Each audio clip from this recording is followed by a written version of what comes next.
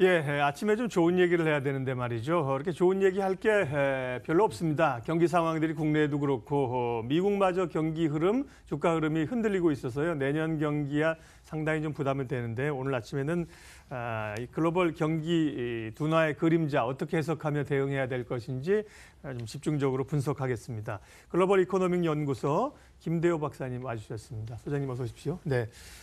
그러게 말입니다. 그나마 이제 미국이 경기가 버티고 있었고 좋았고요.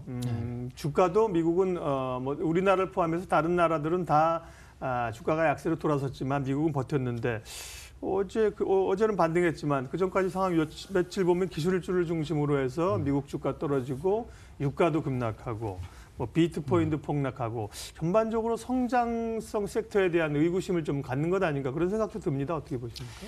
예, 세계 경제가 상당히 불안해 보이죠. 거기다가 이제 이 각종 금융 지표들이 전반적으로 하락세를 보이고 있습니다. 그동안에 그 홀로 외로이 우리만은 잘 나간다라고 고군분투했던 뉴욕 증시도 최근 들어서 조금 꺾이는 분위기예요. 어저께 같은 경우에는 올 들어서의 상승분을 모두 다 반납할 정도로 큰 폭으로 떨어졌죠. 예. 밤사이에 조금 상승 반전하기는 했습니다만은 전체적인 지금 분위기가 좀 안 좋아요. 자, 주가가 왜 이렇게 떨어지느냐라는 것에 관해서 여러 가지 그 학설이 있고 분석이 있을 수가 있지만 가장 큰 것은 이제 세계 경제가 불안해질 것 같은 그런 우려, 그런 걱정입니다. 그러니까 지금 이 미중 무역 전쟁으로 인해서 아직까지 그 효과가 본격적으로 나오지는 않고 있습니다만은 교역 규모가 줄고 또 관세 폭탄으로 인해서 물가는 올라가고 이렇게 되면 이제 스태그플레이션 현상이 나타나는 거죠. 그런 거에 대한 공포감이 있죠. 거기다가 지금 기술주가 참 그동안 수년간 잘 나갔습니다. 그런데 지금 새로운 이노베이션의 한계, 새로운 제품 모델의 부재로 인해서 더 이상 잘 팔리지 않고 있다. 그런데다가 최근에 이 IT의 이제 그 정치적인 리스크도 있습니다만은 여기다가 이제 경제적으로는 미국 경제가 좋지 않을 것이다라는 보고서가 지금 잇따라 나오고 있거든요. 특히 최근 주가 하락에 불을 붙인 것은 골드만삭스라는 투자은행이라고 볼 수 있는데 골드만삭스가 내년도 미국 경제가 전망이 어둡다 이런 보고서를 내놓으면서 주가가 바로 대폭락을 했어요. 근데 사실은 미국 경제가 이제 어려워질 때가 됐습니다. 그러니까 어렵다기보다도 하강턴을 할 때가 됐어요. 지금 최근에 미국 경제가 좋은 것은 오바마 정부 이후에 7년, 8년 이후 계속됐던 그 당시의 구조조정이 효과를 보이는 데다가 저금리 정책 양적 완화하지 않았습니까? 거기다가 트럼프 대통령이 들어서자마자 대대적인 세금 세율 인하, 세금을 깎아줌으로 인해서 금융 재정에서 기업들의 수지가 그냥 폭발적으로 좋아졌단 말이죠. 그런데 골드만삭스의 보고서 얘기는 내년에 미국 경제가 위기로 간다 이런 게 아니라 이런 초호황 국면에서 좀 진정될 것이다. 그리고 그 보고서를 자세히 읽어보면 미국 경제의 과거와 같은 그런 금융 불안이나 대붕괴 이런 버블 폭삭 현상 이런 것은 없을 것이라는 얘기인데도 불구하고 그동안 미국 경제가 워낙 좋았기 때문에 이런 것들이 지금 맞물리면서 불안감이 지금 정폭이 되고 있는 거죠. 그러게 말입니다. 말씀하신 것처럼 뭐 계속 달려갈 수 있다는 전제하에 달려가고 소위 뭐 이제 수건을 돌리는 게 자본시장의 속성인데 어디 하나에선가 균열이 생긴다면 이제 그게 패닉이 오는 겁니다. 그래서 이제 내년에 가장 좋은 투자처는 캐시다, 현금 가지고 있어라 이런 얘기들 지금 나오고 있는 건데요. 지금 미증시의 어쨌든 균열은 기술주에서 먼저 나왔습니다. 팡이나 특별히 애플에 대한 우려들이 나오면서 기술주가 먼저 좀 급락을 하고 있는데 사실은 보면 이 다우하고 나스닥이랑 비교한 그 차트 이런 걸 보면 사실 기술주가 과하게 좀 오른 측면도 있습니다. 네. 그렇습니다. 최근에 한 5, 6년간 기술주 너무너무 올랐죠. PER 지수나 PBR 지수 이런 것으로 볼 때 지금 이 기술주의 주가는 일반 정통 산업의 주가에 비해서 지금 30배 내지 50배 이상 높다라는 이런 분석까지 있을 정도예요. 그러니까 최근에 경기가 나빠지면 그동안에 가장 많이 오른 데가 어디냐? 이쪽 주가가 이제 먼저 떨어지는 것이 일차적인 순리고요. 거기다가 이제 최근에 지금 자막에도 나오고 있습니다만은 네. 이 뱅크 오브 아메리카 미국 은행이라는 곳이죠. 메릴린치하고 합병을 했는데 네, 저 네. 은행에서 자 기술주가 경제 사이클뿐만 아니라 정치 규제 리스크에도 노출돼 있다. 네. 이게 무슨 얘기냐면 어떤 지난번에 의미입니까? 예, 트럼프 대통령 대선 선거 과정에서 페이스북을 통한 이 여론 조작이 밝혀지지 않았습니까? 네. 우리나라도 네이버의 여론 댓글, 이른바 드루킹 사건, 김경수 지사 사건 같은 게 뭐 크게 우리는 확대되지 않았습니다만 미국은 지금 저게 탄핵 정국으로 갈지도 모른다 할 정도로 지금 뜨거운 사건이에요. 그러다 보니까 지금 정치인들이 특히 야당 입장에서는 이 기술주 관련된 회사, 페이스북 같은 회사, 구글 같은 회사를 컨트롤을 제대로 하지 않고서는 정권 재탈환의 기회가 없다. 그래서 청문회에 불러내는가 하면 대대적으로 지금 규제를 하고 있거든요. 그래서 미국의 저런 규제는 상당히 집요하고 매섭습니다. 그래서 상당 기간 예를 들어서 좀 의심되는 댓글 같은 거 다 삭제하고 규제하고 이러면 사람들이 접근도 잘 못하고 그에 따라서 생산성도 떨어지고 매출이 상당히 떨어질 것이다. 그래서 정치적인 리스크에 노출돼 있다. 그럼 정치적인 리스크에 노출돼 있다 보니까 정치인들이 이제 규제를 한다는 거죠. 그래서 이 페이스북 저커버그 회장이라든지 이런 분을 여러 청문회로 불러내지 않았습니까? 그래서 어제 팀쿡 애플 회장 같은 경우에도 이 청문회 때문에 기술주 다 죽겠다. 이런 하소연을 했거든요. 이제 거기다가 페이스북은 CEO하고의 마찰 문제까지 생겨서 예. 저커버그가 결국 그만둘 것이다. 테슬라의 일론 머스크 회장은 이사회 의장에서 그만두지 않았습니까? 그래서 그만두는 것이 아닌가 이런 얘기를 했는데 밤사이에 저커버그가 나 그만둘 일 없다. 그리고 CEO와 관계도 잘 되고 있다. 이렇게 얘기하는 바람에 페이스북 주가가 올랐고 이제 밤사이에는 기술주가 좀 반등을 했고 그 결과 나스닥이 소폭이나마 반등을 하기에 이르는 겁니다. 아무튼 정치 규제 리스크는 분명히 존재합니다. 아, 그렇군요. 이제 많이 오른 거라든지 최근 사실은 표면적으로 불거진 건 이제 애플이 내년부터 판매 대수 발표하지 않겠다 이렇게 얘기한 게 표면적이었는데 뒤로 보면 이제 정치적인 리스크, 여론 조작, 게다가 이제 뭐 스파이칩 이런 문제도 있었고 예. 또 CEO들에 대한 시장에서의 검증 이런 문제가 어우러져서 기술주가 급락한 거군요. 그럴 이유가 다 있었네요. 그러면 이렇게 미국에서 잘 나갔던 기술주들이 흔들리면 국내에서도 사실은 반도체라든지요, 예. IT 섹터가 영향을 받을 수밖에 없을 텐데요. 그 영향은 어떻게 보세요? 그렇습니다. 반도체 같은 경우에는 특히 이제 미국, 중국이 무역 전쟁을 하면서 마이크론 반도체가 가격 담합 문제로 해서 중국의 공정거래 당국에서 지금 조사를 받고 있는데 여기에 가격 담합을 마이크론만 한 게 아니라 마이크론과 SK 하이닉스와 삼성전자가 같이 했다. 우리는 그 증거를 다수 확보하고 있다. 이렇게 지금 중국에서 주장을 소위 하고 있죠. 공갈 협박 비슷하게 지금 발표를 했죠. 그 이후에 미국의 반도체 주가가 이제 많이 떨어졌는데 이 문제는 중국이 협박하는 선에서 지금 거치고 있어요. 발표하려도 충분히 발표할 수 있는데 발표를 하지 않고 협박 공갈 수준에 거치고 있는 것은 이것은 11월 말 이제 12월 1일로 확정이 됐죠.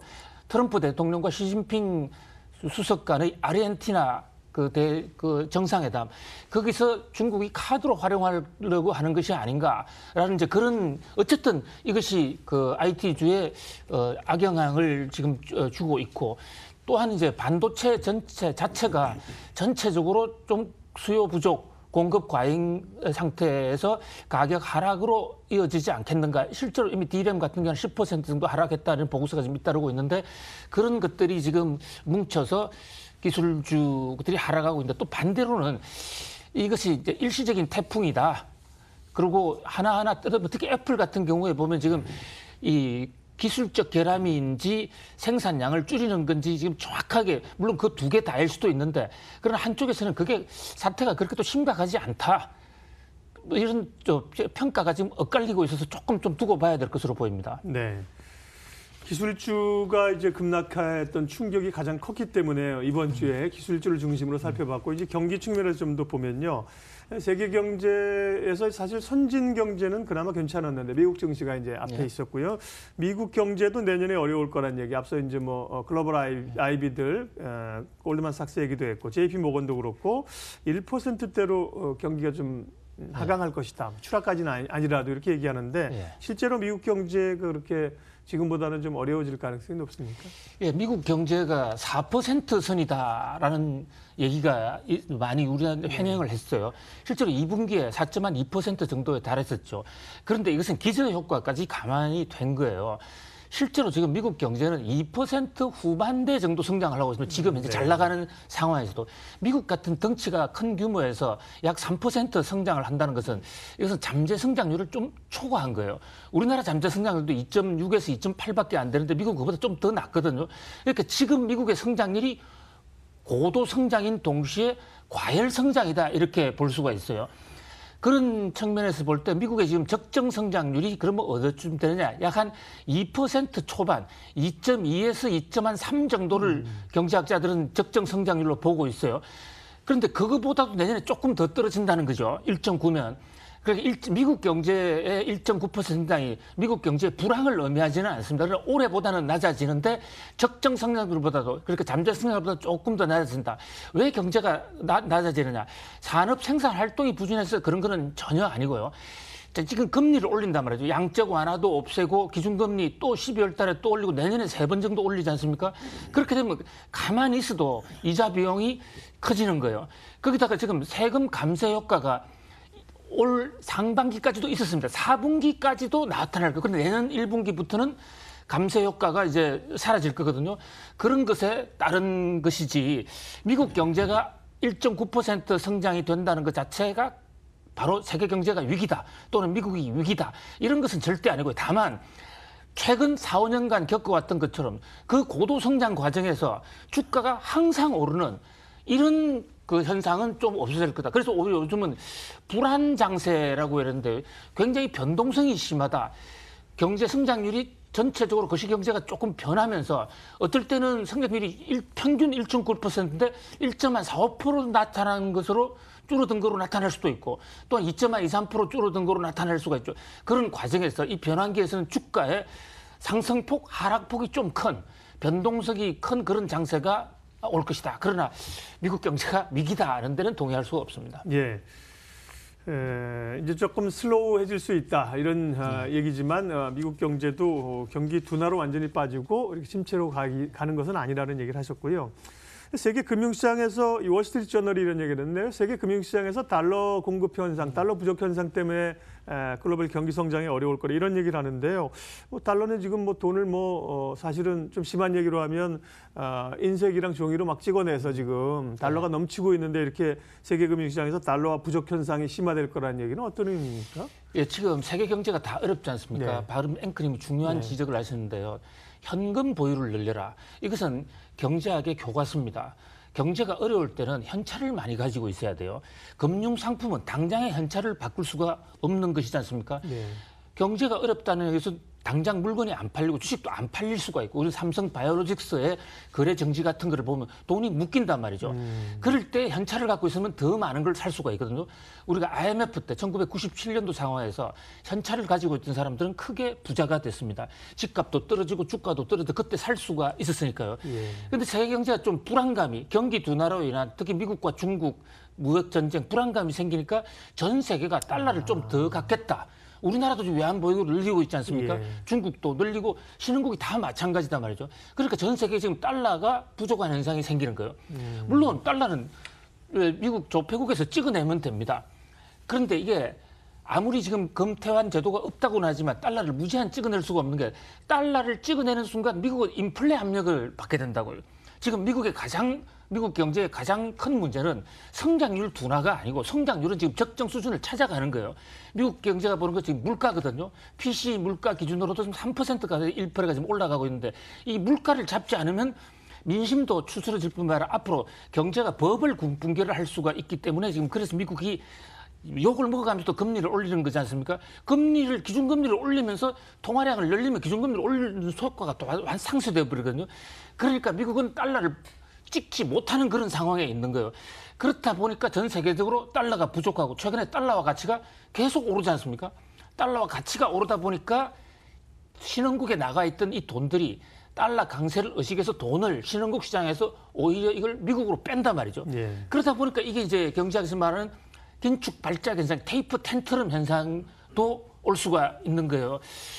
그런데 이제 트럼프 대통령이 달러 가치는 연방은행만 조정하니까 연방은행은 기준금리를 조정합니다만은 연방은행 정부가 채권 물량을 조절을 하거나 통화량 물량을 조절을 할 수가 있어요. 특히 채권 시장을 통해서 트럼프 대통령이 결코 달러의 초강세를 용납하지는 않을 겁니다. 트럼프 대통령이 가장 존경한다는 레이건 대통령도 사실은 달러 약세로 엔화 강세를 유지를 했었거든요. 그래서 금융시장에만 보면 달러가 굉장히 강세일 것으로 보이지만은 채권이라든지 또 다른 방식의 협조 개입이라든지 특히 중국과의 문제에서도 중국 위엔화를 좀 강세로 가져가면서 달러 약세를 유도하는 이런 지금 대협상이 아르헨티나 정상회담에도 지금 탁자 위에 지금 올라와 있거든요. 달러 부족이 분명히 세계 경제를 옥죄는 요인이긴 합니다만 트럼프 대통령이 또 어떤 안을 내놓을지 그게 대해 상당히 주목되는 그런 순간입니다. 네. 김대호 박사님과 말씀 나누고 있습니다. 글로벌 경기 불안에 대한 상황들이요. 달러는 아주 미스테리합니다. 달러 사실 경기가 미국이 금융위기 이후에 달러를 그렇게 찍어놨는데도 달러와 가치가 안 떨어지는 거 보면 말이죠. 경기가 안 좋으면 예전에 금 같은 걸 선호했는데 요즘 뭐 금 사는 사람 없거든요. 달러를 더 보유하고 저축하기 시작하면서 달러가 부족해지고 달러는 약세로 가지 않는 모양새입니다. 예, 지금은 이제 주로 미국 경기 측면에서 뭐 미국이 세계 중심에 서 있으니까요. 쭉 봤는데요. 그 밖에 글로벌 경제를 위협할 수 있는 뭐 또 다른 요인들은 예를 들면 뭐 미중 간의 무역 갈등, 최근에 뭐 원자재 시장 유가 급락 뭐 여러 가지가 있을 텐데요. 어떤 요인들을 좀 눈여겨봐야 될까요? 예, 어저께 뉴욕 증시가 폭락한 데는 사실 글로벌 경기의 둔화에 대한 우려보다는 국제 유가 폭락이 더 큰 요인으로 작용했어요. 예. 우리나라는 하도 국제 유가가 오르는데 많이 당했기 때문에 우리나라 사람들은 국제 유가가 떨어지면 무조건 좋은 게 아닌가 이렇게 생각하지만 단기적으로는 굉장히 악재일 수가 있습니다. 우선 정유주 같은 곳에는 원유를 많이 보유하고 있거든요. 근데 유가가 떨어지면 보유자산 가치가 폭락하는 거예요. 주가가 떨어질 수밖에 없죠. 자, 근데 어저께 그 NYNEX에서 WTI 미국의 주종 원유죠. 이게 무려 6.6%나 폭락을 했단 말이죠. 예, 간밤에는 2% 올랐는데 전날 하루 전에 6% 밀렸습니다. 대대적인 폭락이에요. 이건 그렇죠. 경제 이론적으로만은 생각할 수 없는 아주 큰 폭의 지금 하락입니다. 여기에는 트럼프 대통령의 정치가 많이 개입하고 있어요. 지금 트럼프 대통령이 세계 경제를 좌지우지, 뭐 힘 있는 나라 대통령이기도 하지만은 아메리칸 퍼스트를 내세워서 세계 경제가 어떻게 되든 말든 미국 경제부터 잘 돼 보겠다 하다 보니까 지금 여러 가지 면에서 삐걱삐걱하는 현상이 나오는 건데요. 국제 유가도 흔들리기 시작한 게 이란을 이제 경제 제재를 하겠다 해서 11월 중순부터 경제 제재 복원을 하지 않았습니까? 복원을 하기 전에 시장에서는 이제 국제 유가가 오르겠구나. 이래서 많이 걱정들을 하고 사재기를 많이 했단 말이죠. 그 과정에 국제유가가 좀 올랐어요. 그런데 정작 이 이란 제재를 할 때 예외국을 많이 두지 않았습니까? 우리나라도 예외를 뒀죠. 그뿐만 아니라 이 사우디에서 언론인 그 살해 사건이 터졌습니다. 거기를 트럼프 대통령이 노골적으로 봐주면서 그 대신에 우리는 사우디로부터 국제 유가 하락을 끌어내겠다. 그리고 지금 미국의 비축률을 많이 쏟아내고 미국이 갑자기 공급을 늘리니까 지금 주가가 대폭락을 한 거거든요. 전체적으로 지금 국제 유가가 굉장히 많이 떨어져 있어요. 어제는 올랐다고 그러지만 그러니까 국제 유가가 떨어지는 게 이게 신호가 국제 유가가 떨어지는 것은 세계 경제가 나빠서 수요가 없어서 떨어지는 게 아닌가 이렇게 우려했던 사람의 투매까지 이어졌는데 어저께 밤에 다시 오른 거로 봤을 때 그 전날에 6.6% 폭락은 조금 과도한 시장의 반응이었다. 그런 측면에서 장기적으로는 국제유가가 좀 하락 안정세를 취해주는 게 기업의 수지 개선에 특히 제조업체 수지 개선에 도움이 될 수 있습니다. 그러나 국제유가 트렌드를 예의주시해야 될까요? 같고요. 그보다 가장 큰 변수는 역시 미중 무역이 대타협이 되느냐.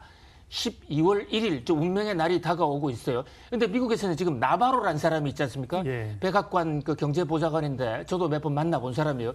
이 사람이 지금 대중 공격에 앞장을 서고 있는데 이 사람의 힘을 조금 빼겠다. 그리고 시진핑과 만날 때 데려가지 않겠다. 그 한마디가 주가를 또 상승시키고 있거든요. 그리고 또 중국이 미국을 향해서 우리가 이렇게 양보하겠다는 그 카드를 지금 제시해 놓고 있어요.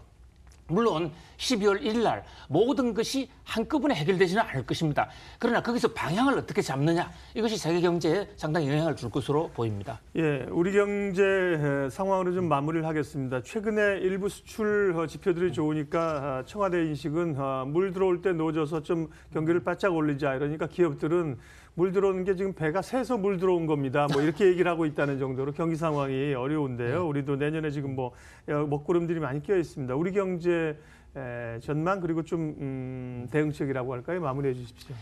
예, 물 들어올 때 노를 져서 우리 경제를 잘 되게 하자. 이건 문재인 대통령의 진심일 거예요. 우리 경제가 조금이라도 지금 조선이나 자동차가 좀 잘 되는 것 같으니까 이때 조선산업, 자동차산업을 좀 도와주자. 이런 얘기인데 과연 지금 현재 경기 상황이 과연 물 들어올 때냐? 물도 안 들어오는데 노를 좀 녹아 부러지지 않습니까? 이 나라가 망한단 말이죠. 그런 관점에서 청와대의 경제 인식은 좀 문제가 있어요. 지금 올해 경기가 지금 청와대 주적들하면 연말경에 좀 회복돼야 된다, 회복될 것이다 했는데 그 반대로 좀 악화되고 있지 않습니까? 그런데 밤사이에 조금 좋은 신호도 있었다고 봅니다. OECD라는 그 선진국 경제 그룹에서 한국 경제 전망을 나왔는데요. 올해 2.7, 내년도 2.8, 내후년에 2.9. 네. 이게 퍼센트가 차이가 크지는 않지만 그동안의 하락세에서 조금이나 점진적인 안정적 성장세로 봤다는 것입니다. 한국 경제는 아직도 잠재력이 있다라고 OECD가 봤다는 그런 측면에서 그러면서도 이제 OECD는 소득주도 성장의 속도가 너무 빠르다. 이것 좀 조정을 하라. 그리고 결국은 이제 경기죠. 기업들이 어떻게 그 투자 의욕을 갖고 투자를 확대하겠느냐. 여기에 달려 있는 것으로 그렇게 보입니다. 네. 그렇지만 이제 OECD 말씀하셨지만 여타 전망들을 보면 뭐 2%대 중반, 뭐 중반 밑으로까지 보는 데도 있고요. 뭐 쉽지는 않은 상황입니다. 예, 글로벌 이코노믹 연구소 김대호 소장님과 함께 글로벌 경기 침체 얘기했습니다. 뭐 말씀하시면 늘 이렇게 좀 빨려 들어가는 것 같아서 시간이 부족해서 늘 아쉬움인데요. 또 다음번을 기약하면서 오늘 여기서 마무리하겠습니다. 소장님 고맙습니다.